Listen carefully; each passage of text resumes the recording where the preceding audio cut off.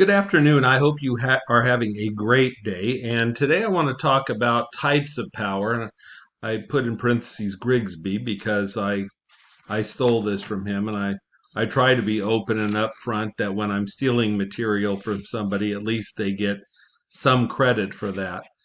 In a lot of courses that I've taught over the years, whether it's international relations or comparative politics or even in American government, there is a temptation to assume that power and force are synonymous. So, in international relations, I used to always ask, when you think about the term power, what do you think? And of course, in an international relations course, people brought up usually people who were successful.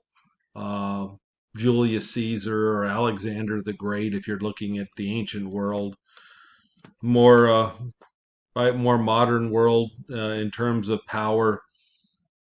Some people have talked about Napoleon's attempt to take over Europe, although it failed. Adolf Hitler for a little while taking over Europe, and then obviously eventually losing. But often it's this notion of military conquest has kind of been the notion of power. And while force is a type of power, and while I want you to know force, I think it's actually in the long term the least effective of the four types of power that are in your notes. So let me go over them quickly. I know you can read, but I'll just go through them and add a little bit of commentary for them before I move on. So when I ask you on the exam, what is the exercise of power by physical means? Things like wars, violence, assault, sabotage, riots, etc. Your answer on that question of the exam is going to be force. Your textbook refers to two authors. Uh, I think it just mentions one of them, but actually there was a book written by Joseph Nye, who's mentioned in your book, and Robert Cohen. I had the pleasure, God, many, many years ago, to have a conversation with both of these eminent political scientists. And, you know, they divided power up into traditional hard power, military and economic force, so that would be force, and soft power, diplomatic, cultural exchange, persuasion.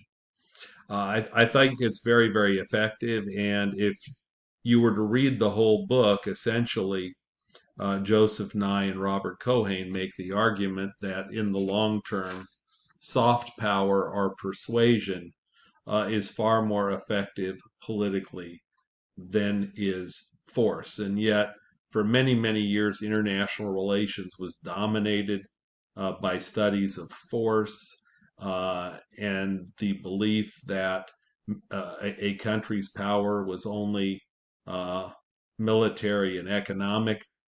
I had the good fortune many, many years ago in the 1980s. I was the youngest academic director of the U.S. Fulbright program in America.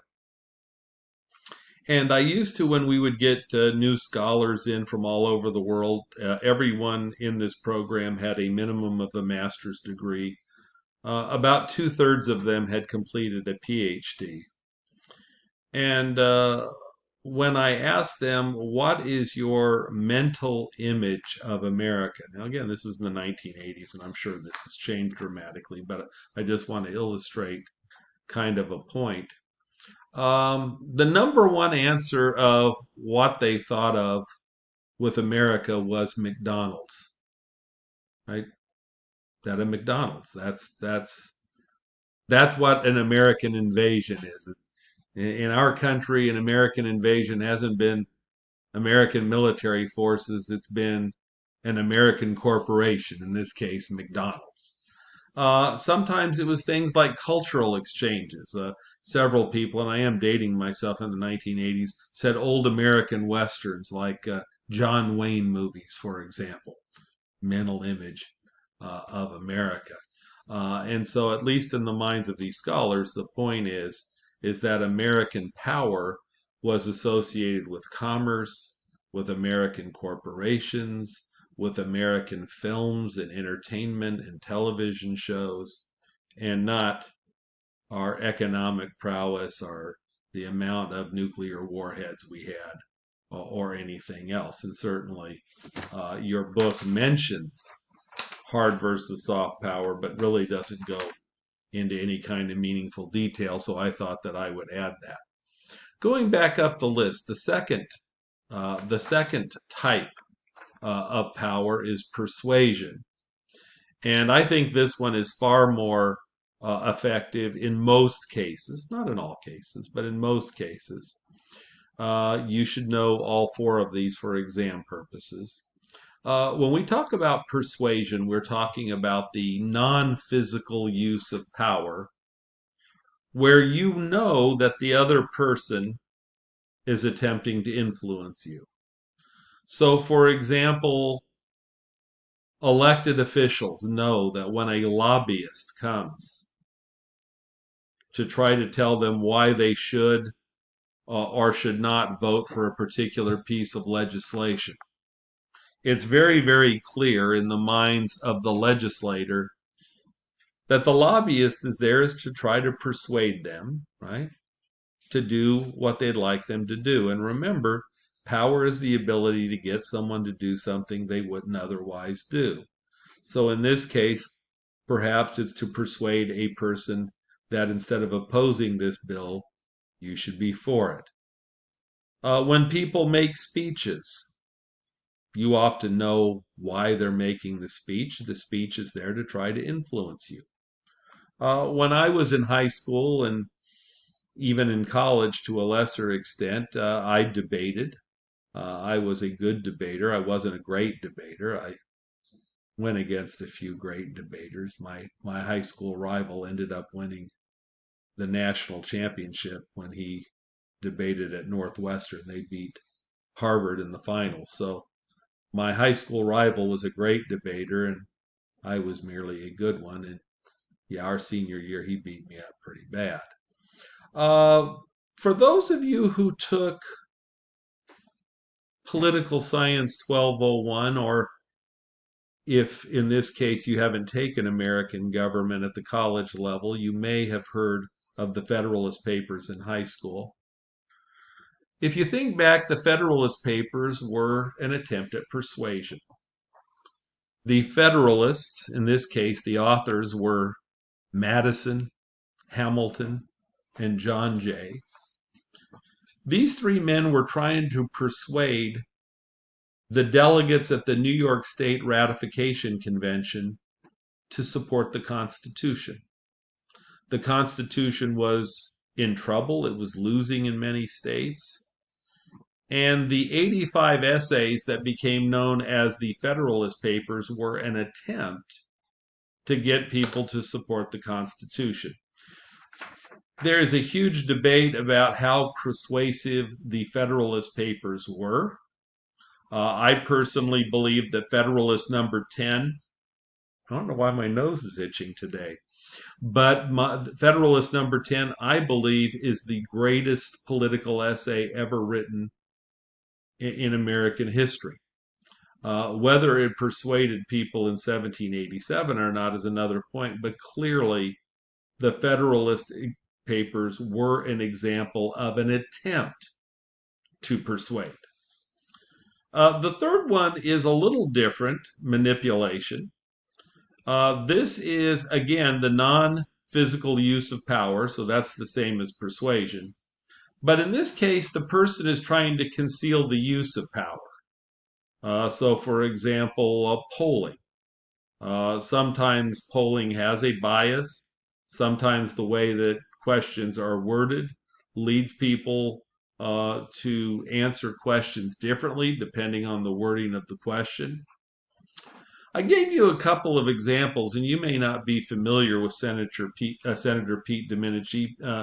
Pete Domenici was seen in the 1980s as probably the biggest expert on budgeting in the U.S. Senate. Domenici was a Republican. Ronald Reagan was a Republican. Reagan came out with a proposed budget, and Domenici, even though he was a Republican, was highly critical of Ronald Reagan's budget proposal. And this really scared the Reagan people because they understood that Domenici had a lot of prestige and credibility in the Senate, and that the budget might not get passed if Domenici opposed it. Reagan's people placed an article in the Wall Street Journal. So if you're wondering what WSJ is, and I don't know why the J is small instead of capitalized, but WSJ is Wall Street Journal, which is a conservative newspaper, very pro-business. And Reagan's people put an article very critical of Domenici's position on the budget. Now, Domenici believed that that article was written by the economist at the Wall Street Journal, and it made him rethink his position and think, oh my goodness, I might be missing something here, so he withdrew his objection. In reality, that article was written by Reagan's people, and what Reagan's people were trying to do was they were trying to manipulate Pete Domenici to change his mind without his knowledge. And it took quite a while, in fact, long afterwards, the Reagan budget passed, and down the line, Domenici learned that he had been duped, he'd been manipulated by Reagan's people. I listed another one for many years, and whether this is true or not is immaterial. Gay rights advocates for many years argued that the media placed an emphasis on heterosexuality, and that in this case, the media was trying to manipulate people not to be gay. Whether this is true or not isn't really important, because in my world, the political world, what's important are perceptions, not reality. So in this particular case, whether or not the media was attempting to manipulate the American public, I don't know if that's true or not. But certainly, that was an attempt to manipulate. In recent years, I think there's actually been a positive attempt to manipulate, and I haven't counted, I haven't done a research study. This is just an impression on my part. But it seems that very, very recently, in a lot of commercials, I have seen a lot more um, kind of mixed race couples, a black man and a white woman, or vice versa. And in this particular case, I'm not know if that's an attempt by the media to kind of break down some of the old racial barriers and stereotypes and prejudices. If so, that could be positive manipulation. But it seems like I've seen a lot more mixed race couples in commercials. And if you want, and you know, send me an email, or perhaps on Canvas you can send something that everyone can see. Tell me if what I'm perceiving is something that you've noticed, or if I'm totally off my rocker, which is possible. The last type of power that is my actual favorite. This is exchange. This is the use of power through incentives. Essentially, I mean, some of them sound negative, like bribes, log rolling in Congress, right? I'll support your bill if you'll support mine. For many years, there have been incentives to buy fuel efficient cars. I know that the U.S. government gave money to Colombian coca growers to grow other crops. In recent years, there have been things like tax rebates for people who are willing to put solar on their homes, to heat their homes, or to generate electricity through solar power, and there have been tax incentives to do that. That would all be exchange, right? If you do this behavior, I will give you money, or whatever it happens to be. I like that notion of exerting power through incentives. Um, Certainly, you see that all over the U.S. tax code. We'll talk about governments and power in the next mini lecture.